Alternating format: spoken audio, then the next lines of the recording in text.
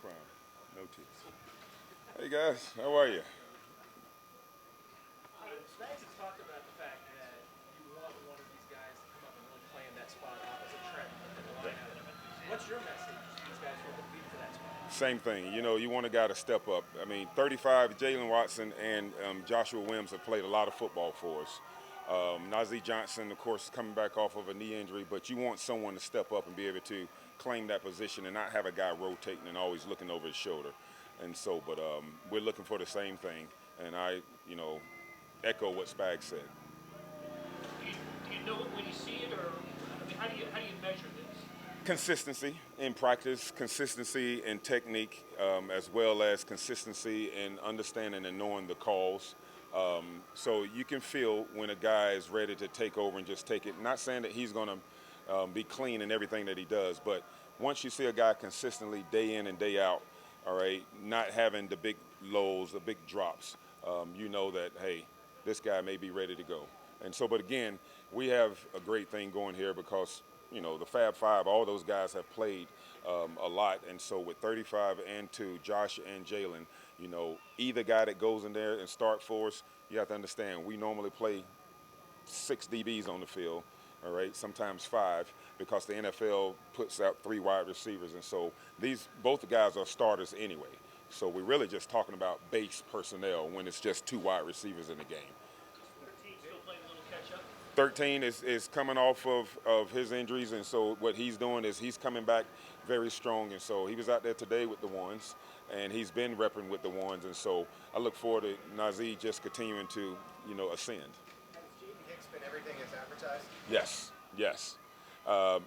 He is playing probably 4 positions right now: strong, free, dime. So he's everywhere. And so, but the kid is smart. He's able to absorb a lot of information, and his head is spinning a little bit, but he's definitely everything that we thought he was going to be. You can see the skill set. He made a couple of tackles last week, which was pretty good, and block destruction, continue to work on being physical and quick as you're shedding those blocks.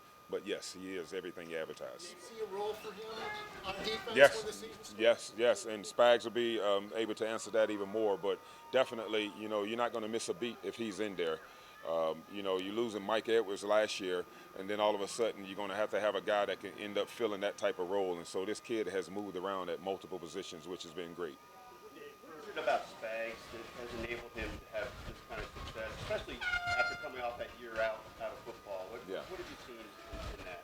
I think Spags is just able to be himself, and that's what Andy does. Andy allows you to just be yourself, and I think more than anything, he's allowed to go in and actually, shape the defense to his vision. And so not trying to be a Jim Johnson, not trying to be or somebody else as far as a coordinator. He's Spags, and he has a reputation. And so the 5 years we were together in New York, 07, 08, and then 15, 16, 17, he came back and the same thing happened. He was starting to just be himself. And so I think that's the thing that's happening with him. He's doing a great job. Different in his when he came back. I mean, did that year off refresh him? Did it make him? Oh yeah, Approach? oh yeah. Well, one of the first things that Spike said to me when we came in here in 2019 is that, Dave, I'm going to try to make sure I simplify it and not try to throw a whole lot at the guys. Eventually, we would build to where we are today. And so he said he just wanted the guys to play fast. He didn't want a lot of different calls. Now, there's some game plan stuff that you do, but the package that we have today versus the package we had in 2019 is night and day difference. Night and day. Yeah, Dave, from a characteristic perspective, what do you look for to have in critical situations for this scheme? Yeah, all right. Number one, press man to man. 2, you have to be able to be a guy that can understand zone concepts, but press corner is the main thing that we're looking for to start off with.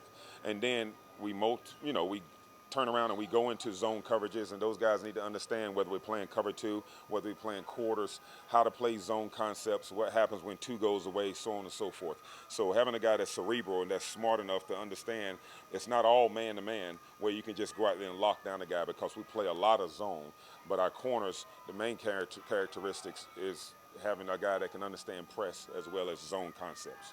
Length is one thing that we also want as far as corners, because we go against a lot of tall wide receivers. So if you have these guys that are coming in here, no knock on anybody else's team, but if you have a guy that's coming in here that's 5'10", and trying to stay outside the whole time, eventually that's going to catch up with you with the guy like a Mike Williams and some of these other tall receivers. So having guys with nice length to them as well is what we're looking for.